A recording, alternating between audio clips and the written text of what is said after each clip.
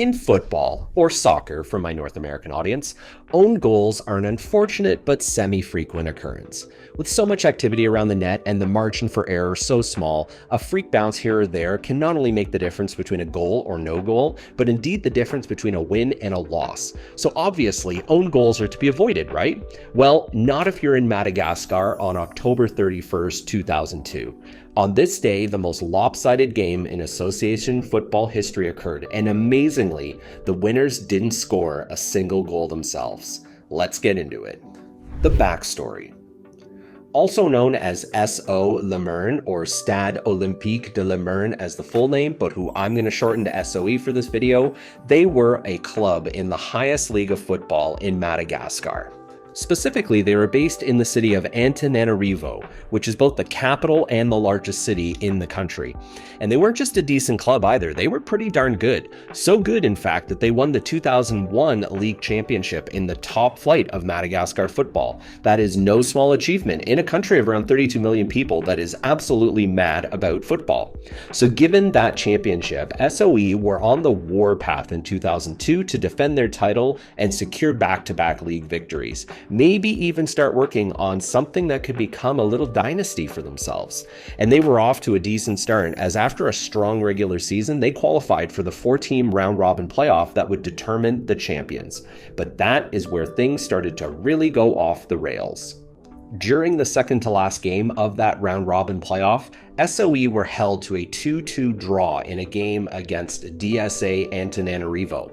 The draw was devastating for SOE, as it meant that based on the prior results in that round-robin playoff, the title went to their heated rivals, AS Adema.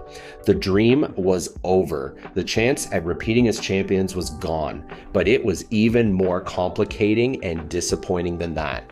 Their draw in that match was secured on a penalty kick right at the tail end of the game after a foul was called by the referee. And while I'll spare you the specifics, let's just say that SOE disagreed strongly with the call. Like, they really disagreed with the call. But as we know, the penalty stood, it was converted to a goal, the draw was secured, and the shot at the championship was gone. Poof, up in smoke. And according to SOE, it was all due to crap refereeing. And the cruelest of ironies was that even though the championship was already decided, they still had to play one more game. And adding insult to injury, that final meaningless garbage game was against AS Adema, those arch rivals who had just been crowned champions of Madagascar football. SOE was going to have to play 90 minutes of pointless football and then stand there and watch AS Adema raise the trophy that they felt should be rightfully theirs. And so, SOE decided to make a statement that is still being talked about to this day. The match. Given that this was a meaningless game with nothing to play for, and because they were pissed off, SOE decided to take a stand against what they felt was a highway robbery at their expense.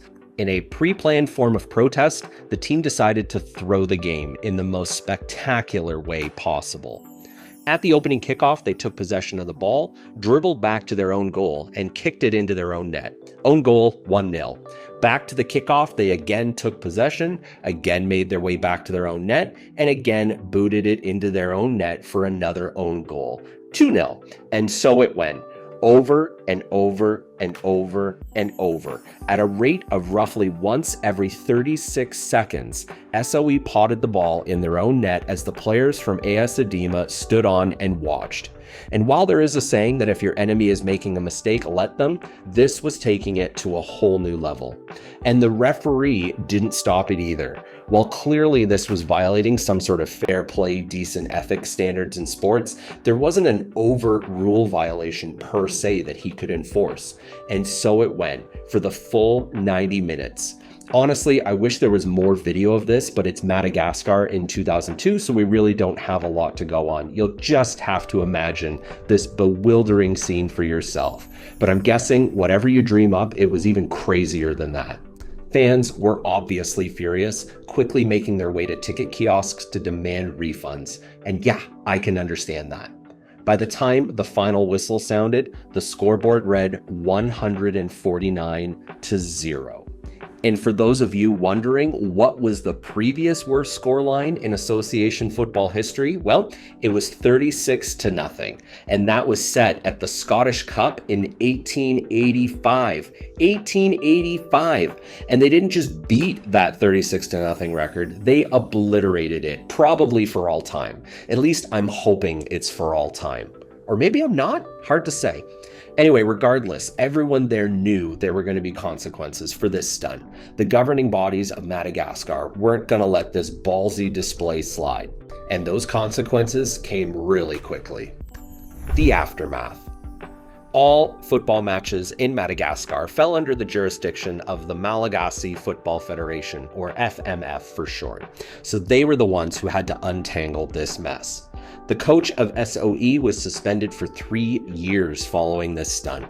He was also banned from even visiting stadiums during this time, so he was basically out of Madagascar football. And while not all of the players faced consequences, some certainly did. 4 players from SOE were also suspended and barred from entering stadiums for a period of time too. Hilariously though, these bans were extremely brief as these players were needed for the national team, so not much of a penalty in the end. Also, warnings were issued to all players on both teams about any future actions, where it was indicated that future penalties for further shenanigans would be much more severe. But you know who didn't get penalized? I bet you can guess. Yeah, the referee. It was deemed out of his control, which is hugely ironic since the players would quickly point out it was shoddy refereeing in the first place that not only allowed this game to happen as it did, but it really got them to those conditions in the first place. But the ramifications most certainly did not end there. For the club itself, all of their results from the 2002 season were forfeited based on a ruling from the FMF, so effectively the entire season for SOE disappeared. Quite obviously, the club's reputation took a hit, both within the organizations involved in the sport in Madagascar, as well as with the fans in general. And after playing on for a few more years, the team actually folded 4 years later. And don't think for a second that the institutions got off with a free pass either. Madagascar's sports ministry actually ended up dissolving the Malagasy Football Federation, and it reconstituted it sometime later in a new format.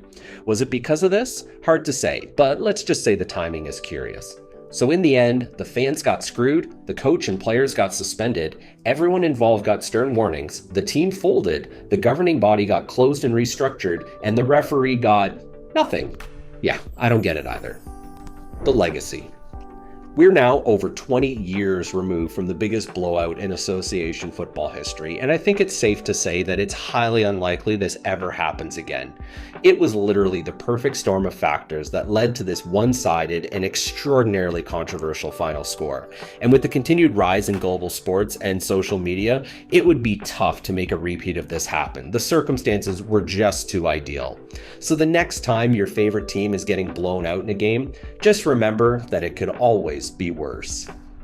Thanks for watching today, everyone. I hope you enjoyed the video. Let me know what you think of this ridiculous match in the comments below. And as per usual, if you've got any top shelf ideas for future videos that you'd like to see, feel free to drop them in there as well, and I'll see what I can do.